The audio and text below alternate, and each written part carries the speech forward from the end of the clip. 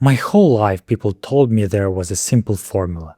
Study hard, pass your exams, get into a good university, find a stable job, buy a reliable car, save your money, and live like that until you die.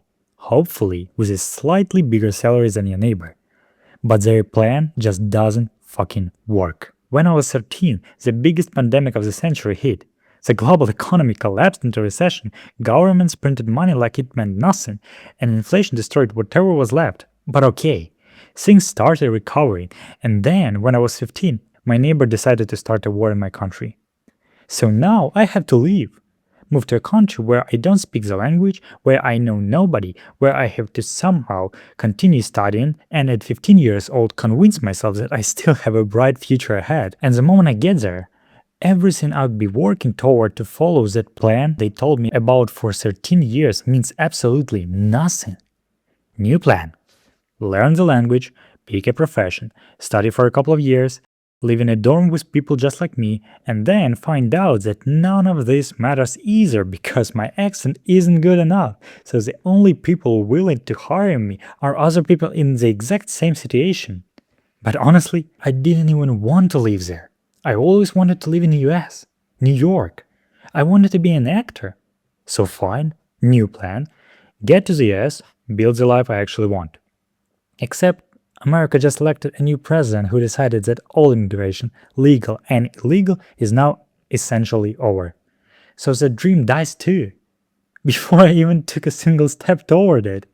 So I decided to move to the Middle East, work online, finally find my place in the world after a lifetime of not having one, and of course, war breaks out in the Middle East.